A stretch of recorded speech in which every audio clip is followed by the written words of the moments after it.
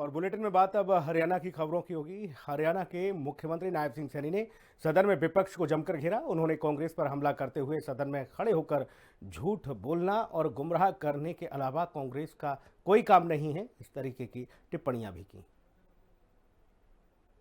अरोड़ा जी ये ध्यानाकर्षण प्रस्ताव लेकर के आए और अभी तो कह रहे हैं कहा जी हम सुझाव देंगे। भाई सुझाव दो, हम लिखेंगे ना, उसमें सुधार करेंगे, परंतु ये थोड़ी आपने खड़ा होकर कह दिया जी 5,000 करोड़ रुपए का घोटाला हो गया, कि सीबीआई से जांच कराओ। ये क्या मतलब? और ये इन्होंने इन्हीं की जुबान नहीं है, ये कह रहे कि जी पंजाब के अंदर सीबीआई की जांच हो रही। कौन सी हो रही? लेके आओ, अभी फ्लोर ऑफ द हाउस कह रहा हूं मैं, कौन सी जांच करा ली पंजाब ने?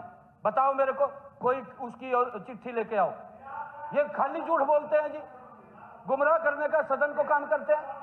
इन्हीं ने कहा आप सुझाव दीजिए, हम मानते हैं माननीय अध्यक्ष जी, विपक्ष का काम है कि सुझाव दे, और हमने कहा है कि हम उन सुझावों को शामिल करेंगे।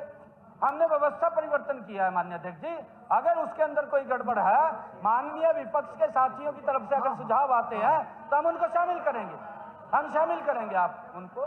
माननीय अध्यक्ष जी एक कहावत भी है जो बत्रा जी कह रहे हैं। एक कहावत है, कहा झूठ बोले कौवा काटे। ये है या नहीं है? झूठ बोले कौवा काटे। बजट सत्र के दौरान सदन को संबोधित करते हुए मुख्यमंत्री नायब सिंह सैनी ने किसानों को लेकर भी बड़ा बयान दिया। उन्होंने साफ कहा कि प्रदेश सरकार की नीतियां किसान केंद्रित, प्रक्रिया पारदर्शी और नीयत साफ है। मैं इस सदन को आश्वस्त करता हूं कि हमारी सरकार किसानों के हितों की रक्षा के लिए निरंतर प्रयास कर रही है। हमारी नीतियां किसान केंद्रित हैं माननीय अध्यक्ष जी, हमारी नीतियां किसान केंद्रित है, हमारी प्रक्रिया पारदर्शी है और हमारी नीयत साफ है। हरियाणा विधानसभा के बजट सत्र के दौरान सदन को संबोधित करते हुए मुख्यमंत्री नायब सिंह सैनी ने जानकारी दी कि हरियाणा सरकार ने जवाबदेही सुनिश्चित करते हुए सभी जिलों में संयुक्त कमेटियों का गठन कर भंडारित धान की फिजिकल जांच करवाई है और इस जांच के आधार पर अनियमितताओं को गंभीरता से लेते हुए 12 एफआईआर दर्ज की गई हैं और 75 अधिकारी और कर्मचारियों पर विभागीय जांच शुरू की गई है। इनमें से 28 अधिकारी और कर्मचारियों को निलंबित किया गया। उन्होंने कहा कि प्रदेश सरकार की प्रतिबद्धता स्पष्ट है, भ्रष्टाचार और लापरवाही के लिए हम जीरो टॉलरेंस पर काम कर रहे हैं। 2025 के दौरान सभी जिलों में संयुक्त कमेटियां गठित कर राइस मिलरों में भंडारित धान की उसकी वेरिफिकेशन भी की है। धान की वेरिफिकेशन की है हमने माननीय अध्यक्ष जी। जहां जहां प्रथम दृष्टि में अनियमितताएं पाई गई, वहां संबंधित अधिकारियों, कर्मचारियों, आड़तियों एवं राइस मिलरों के विरुद्ध हमने 12 एफआईआर दर्ज करी माननीय अध्यक्ष। 12 एफआईआर दर्ज हुई है, अधिकारियों के खिलाफ भी हुई, आड़ती के खिलाफ भी हुई, राइस मिलर के खिलाफ भी हुई। 12 एफआईआर दर्ज की माननीय अध्यक्ष जी। इन मामलों की जांच निष्पक्षता एवं पारदर्शिता के साथ की जा रही है माननीय अध्यक्ष जी। जिसमें जो संलिप्त व्यक्ति थे उनकी गिरफ्तारियां भी की गई, जो उसके अंदर हार्डकोर व्यक्ति थे हमने देखा है, उनको गिरफ्तार भी किया है माननीय अध्यक्ष जी। और इसके अतिरिक्त खाद्य आपूर्ति विभाग, खरीद एजेंसियों एवं मार्केटिंग बोर्ड द्वारा 75 अधिकारियों व कर्मचारियों के विरुद्ध 75 अधिकारी व कर्मचारियों के विरुद्ध उनकी चार्जशीट की गई, विभागीय जांच उनके खिलाफ आरंभ की गई। 75 कोई छोटा नहीं है, मैं बता रहा हूं ना जी साहब, ताड़ियां तो बजा दो भी, इतनी बड़ी कार्रवाई कर दी। माननीय अध्यक्ष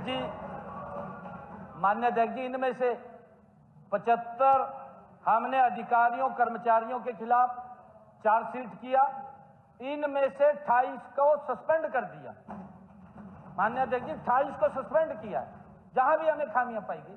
और ये पोर्टल ही है, इसी पोर्टल के माध्यम से हमें पता चलता है माननीय अध्यक्ष जी कि कौन इसके साथ छेड़छाड़ कर रहा है और उसके कारण इसके खिलाफ कार्रवाई होती है और हम उसके अंदर निष्पक्षता से लगे हुए हैं माननीय अध्यक्ष जी। राइस मिलरों से हमने जब ये जांच चल रही थी 6 करोड़ 37 लाख रुपए की राशि हमने सरकारी खजाने में भी जमा की है माननीय अध्यक्ष जी। 6 करोड़ 37 लाख उनके ऊपर जुर्माना लगा। मुख्यमंत्री नायब सिंह सैनी ने सरकारी भर्ती सिस्टम को लेकर भी विपक्षी दलों का घेराव किया। मुख्यमंत्री नायब सिंह सैनी ने कहा कि हरियाणा की पारदर्शी सरकार बिना पर्ची खर्ची के युवाओं को सरकारी नौकरी दे रही है। आज प्रदेश का हर युवा मेहनत के दम पर सरकारी नौकरी पाने का सपना देख रहा है। अंत्योदय परिवारों के बच्चे भी अफसर बनकर कीर्तिमान रच रहे हैं। किस प्रकार से रेवड़ी बांटी जाती थी, किस प्रकार से अपने लोगों को डब्बे में से रेवड़ियां और टॉफियां काटते थे, किसको ज्यादा देनी, कोई आवाज करता था उसको थोड़ी कम दे दी, अगर थोड़ी सी कोई आवाज उठाता था उसको थोड़ी ही 2-4 दे दी। ये बात उठी है माननीय अध्यक्ष जी इसी महान सदन के अंदर।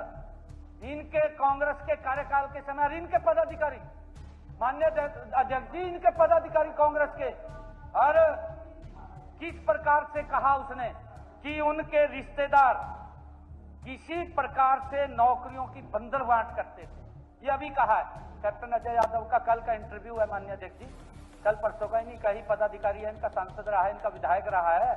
मैं तो नहीं कह रहा यह बात यार, मैं तो नहीं कह रहा यह बात। उसने क्या कहा, बंदरबांट की बात उसने क्या कही, कहा जी मेरे हिस्से में तो मात्र 80 आई, और वो कह रहा कहा रणदीप सुरजेवाले के हिस्से में 30% आई और बाकी 50% जो मुख्यमंत्री था उसने लगाई दी।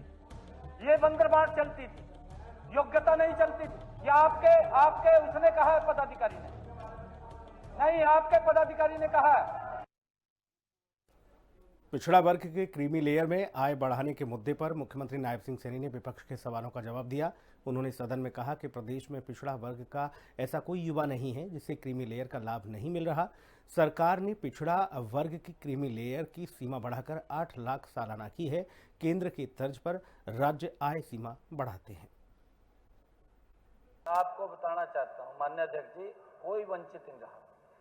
जो माननीय मंत्री जी ने उत्तर दिया है बिल्कुल सटीक उत्तर दिया है भी। उसमें क्रीमी लेयर में एक वर्ग ऐसा है जिसकी इनकम बहुत कम है भी, ये उस तक पहले पहुंच जाए फिर उससे आगे पहुंच जाए।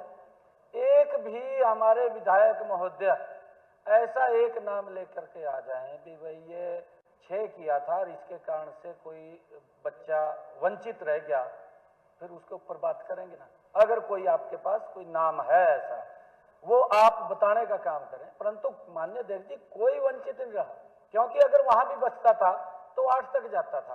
ये परंपरा केंद्र का जो हमारा आयोग है उस आयोग के अनुसार ये चल रहा है। वो बढ़ाते हैं, हम भी यहाँ बढ़ा देते हैं, परंतु हमने आकर के इसको 8 ही कर दिया। इसमें किसी का कोई हक नहीं मारा गया। और इस बुलेटिन में इतना ही। खबरें लगातार जारी हैं, आप बने रहिए हिंदी खबर के साथ। नमस्कार।